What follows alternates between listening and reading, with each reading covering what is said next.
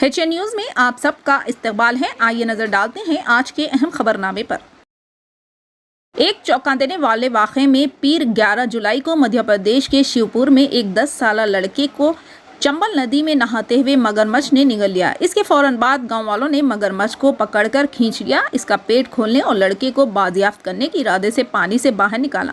مگرمچھ کو رسی، جال اور لاٹھیوں کی مدد سے پھنسایا گیا۔ گاؤں والے مگرمچھ کو باہر نکالنے کے بعد مارنے پر بضد تھے تاکہ اپنے بچوں کو واپس لے سکے، اس امید کے ساتھ کہ لڑکا ابھی زندہ ہے۔ واقعے کے فوراً بعد ایلیگیٹر ڈپارٹمنٹ کے اہلکار موقع پر پہنچ گئے۔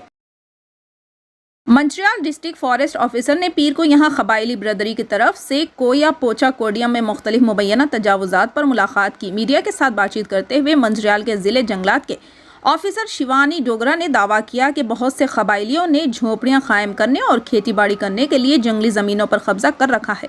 کویا پوچا کوڈیم سے متصل ہر چیز صرف جنگل کی زمین ہے، وہ زمین کاول ٹائیگر ریزرو کی ہے۔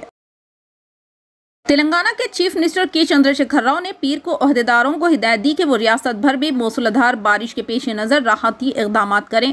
KCR، جنہوں نے حیدرآباد میں ایک اعلیٰ سطحی جائزہ اجلاس منعقد کیا، نے وزراء اور منتخب نمائندوں سے بھی بات کی اور انہیں راحتی اقدامات انجام دینے کی ہدایت دی۔ انہوں نے کہا کہ حکومت کسی بھی قسم کی صورتحال سے نمٹنے کے لیے پوری طرح تیار ہے۔ انہوں نے گوداوری ندی اور اس کی معاون ندیوں میں پانی کی بڑھتی ہوئی سطح کے بارے میں بھی حکام سے دریافت کیا۔ اتوار کو انہوں نے تمام محکموں کو ہائی الرٹ رہنے اور جانی نقصان کو روکنے کے لیے اقدامات کرنے کی ہدایت کی تھی۔ انہوں نے شدید بارشوں کے پیش نظر 11 جولائی سے تمام تعلیمی اداروں میں 3 دن کی تعطیل کا اعلان بھی کیا تھا۔ اسٹریم پروجیکٹوں سے پانی کے اخراج اور بھاری بارش کے بعد حکام نے سیلاب کی تیسری وارننگ جاری کی، کیونکہ بھدرادری کوتاگڑیم ضلع کے بھدراچلم میں گوداوری ندی میں پانی کی سطح پیر کو 53 فٹ تک پہنچ گئی ہے۔ پیر کی صبح 8:30 بجے جاری ہونے والی روزانہ کی موسم کی رپورٹ میں کہا گیا ہے کہ بھدرادری کوتاگڑیم، جے شنکر بھوپالپلی، کمارم بھیم، منچریال اور ملگو اضلاع میں الگ تھلگ مقامات پر بہت زیادہ بارش ہوئی اور جے شنکر بھوپالپلی، پیدا پلی میں کئی مقامات پر بھاری بارش ہوئی ہے۔ اڈیشہ کے ساحل کے قریب خلیج بنگال میں دباؤ کا اگلے 48 گھنٹوں میں شدت اختیار کر سکتا ہے اور اس کے زیر اثر اڈیشہ، آندھرا پردیش کے ساحلی اضلاع میں منگل کو شدید بارش کا امکان ہے۔ بھارتی محکمہ موسمیات کے مطابق یہ سلسلہ 2 روز تک جاری رہنے کا امکان ہے، یہاں تک کہ اگر یہ شدید نہیں ہوتا ہے، کم دباؤ 5.4 دن تک جاری رہے گا، جس کی وجہ سے ریاست آندھرا پردیش، تلنگانہ، اڈیشہ، چھتیس گڑھ اور مہاراشٹر میں بھاری بارش ہوگی۔ IMD کے مطابق IMD نے 10 اور 11 جولائی 2022 کو تلنگانہ، ورد اور ساحلی آندھرا پردیش اور جنوبی چھتیس گڑھ کے ملحقہ علاقوں میں شدید گیلے اسپیشل جاری رہنے کا امکان کیا ہے۔ اگر آپ سنجیوا پارک میں حسین ساگر جھیل کے قریب سڑکوں سے گزر رہے ہیں اور آپ کو بہت بڑا قومی پرچم غائب پایا ہے تو پریشان نہ ہوں۔ شہر میں تیز ہواؤں کی وجہ سے حکام نے منگل کے روز بلند ترین فلیگ پوسٹ سے قومی پرچم کو عارضی طور پر اتار لیا ہے۔ حکام نے کسی بھی نقصان سے بچنے کے لیے جھنڈا ہٹا دیا ہے، کیونکہ محکمہ موسمیات نے تیز ہواؤں کی پیشن گوئی کی ہے۔ یاد رہے کہ محکمہ موسمیات نے آئندہ 12 گھنٹوں کے دوران شہر بھر میں تیز ہواؤں کے ساتھ ہلکی بارش کی پیش گوئی کی ہے۔ شہری ترقیات کے special chief secretary Arvind Kumar نے کہا ہے کہ قومی پرچم کو عارضی طور پر اتار دیا گیا ہے۔ قومی پرچم کو ہٹانے کی وجہ بتاتے ہوئے کمار نے کہا کہ ہوا کی رفتار بہت زیادہ ہے اور اونچائی کو دیکھتے ہوئے جھنڈے کو نقصان پہنچنے کا خدشہ ہے۔ انہوں نے کہا کہ ہوا کی رفتار کم ہوتے ہی جھنڈا لگا دیا جائے گا۔ شہر میں مسلسل بارش کے درمیان Hyderabad metropolitan water supply and sewerage board نے شہریوں کو مین ہول کے ڈھکن کھولنے سے خبردار کیا۔ بارش کے دوران مین ہول کے ڈھکن نہ کھولیں، یہ سیکشن 174 کے ایکٹ کے دیگر دفعات کے تحت قابل سزا جرم ہے۔ واٹر بورڈ نے کہا کہ کھلے مین ہولز لوگوں کے لیے خطرہ ہے۔ اس میں مزید کہا گیا کہ گہرے مین ہولز کے لیے حفاظتی گرلز لگائی گئی ہیں۔ کوئی بھی شخص جو اس کے بارے میں جانتا ہے کہ مین ہول کے ڈھکن کھل گئے ہیں یا خراب ہو گئے ہیں تو وہ فوری کارروائی کے لیے کسٹم کیئر نمبر پر کال کر سکتے ہیں۔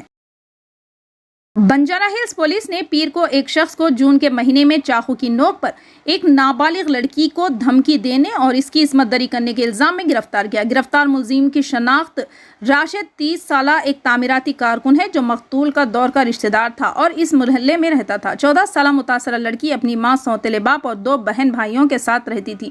یہ واقعہ اس وقت سامنے آیا جب لڑکی کی والدہ نے لڑکی سے پوچھ گچھ کی، جب لڑکی کو کچھ دیر تک افسردہ موڈ پر پایا۔ مزید دباؤ ڈالنے کے بعد لڑکی ٹوٹ گئی اور ملزم کے ذریعے عصمت دری کے واقعات کے بارے میں اپنی ماں کے ساتھ اپنی آزمائش شیئر کی۔ پولیس کے مطابق ملزم جو ان کا پڑوسی تھا وہ متاثرہ کے والدین کے کام کے اوقات اور بچے گھر میں اکیلے کب ہوں گے اس سے واقف تھا۔ اس سال مارچ میں ابراہیم پٹنم میں ہوئے دوہرے قتل کیس کے سلسلے میں رچاکنڈا پولیس نے پیر کو چارج شیٹ داخل کی۔ چارج شیٹ مرکزی ملزم مٹا ریڈی اور دیگر 5 افراد کے خلاف دائر کی گئی تھی جنہیں پی ڈی ایکٹ کے تحت حراست میں لیا گیا تھا۔ تحقیقات کے دوران رچاکنڈا پولیس نے پایا کہ مٹا ریڈی نے دیگر ملزمان سید رحیم 35 سالہ اور سمیر علی 24 سالہ کی مدد سے بہار سے اسلحہ حاصل کیا تھا۔ سید اور سمیر کو 3 جون کو گرفتار کیا گیا تھا۔ سمیر علی جس کا تعلق بہار سے تھا اے سی ٹیکنیشین کے طور پر کام کرتا تھا جبکہ سید رحیم کا تعلق حیدرآباد سے ہے۔ 2 وزراء ان 8 MLAs میں شامل ہیں جنہوں نے ابھی تک ان پر آئے ٹریفک چالان ادا نہیں کیے ہیں۔ ملزمان کا تعلق مختلف سیاسی جماعتوں سے ہے۔ چالان 300 روپے سے 5310 روپے تک ہوتے ہیں۔ ان میں سے زیادہ تر چالان اوور اسپیڈنگ سے متعلق ہے۔ ایک کیس جس میں آل انڈیا مجلس اتحاد المسلمین کے MLA احمد بلالہ 2015 کا ہے۔ اس طرح وزیر وی سرینواس گوڑ نے ٹریفک قوانین کی خلاف ورزی کرنے پر 1035 روپے کی ادائیگی ابھی تک نہیں کی ہے۔ تلنگانہ ٹریفک پولیس نے 1 مارچ 2022 سے چالان پر رعایت متعارف کرائی ہے۔ اس رعایت سے قبل زیر التوا چالان کی رقم 5 کروڑ روپے تھی۔ چالان پر رعایت کو 14 اپریل تک بڑھا دیا گیا ہے جس کے بعد 3.5 کروڑ گاڑی چلانے والوں نے اس کا فائدہ اٹھایا۔ موجودہ خراب موسمی حالات کووڈ انفیکشن اور موسمی بیماریوں کے پھیلاؤ کے لیے مثالی بن گئے ہیں۔ خاص طور پر ڈینگو یہاں کے صحت کے سینئر عہدیداروں نے خبردار کیا۔ مسلسل بارشوں اور گیلے موسم کی وجہ سے صحت کے حکام اور ماہرین آنے والے ہفتوں میں کووڈ انفیکشن اور ڈینگو میں اضافے کی توقع کر رہے ہیں۔ طویل عرصے تک گیلے اور ابر آلود حالات کے پیش نظر ہمیں کووڈ مثبت انفیکشن کے علاوہ موسمی بیماریوں خاص طور پر ڈینگو اور ملیریا میں اضافہ دیکھ کر حیران نہیں ہونا چاہیے۔ لوگوں کو یہ سمجھنا چاہیے کہ احتیاطی تدابیر صحت کی غیر ضروری پیچیدگیوں سے بچنے میں بہت آگے جائیں گی۔ بخار ہاسپٹل کے سپرنٹینڈنٹ ڈاکٹر کے شنکر نے کہا۔ ماہرین نے نشاندہی کی کہ حیدرآباد میں کووڈ-19 انفیکشن پہلے ہی نمایاں تعداد میں رپورٹ ہو رہے ہیں لیکن زیادہ تر مریضوں کو ہاسپٹل میں داخل ہونے کی ضرورت نہیں ہے۔ کووڈ کے لیے مثبت آنے والے لوگوں کو خود الگ تھلگ رکھنا چاہیے تاکہ یہ وائرس کمزور آبادی میں نہ پھیلے۔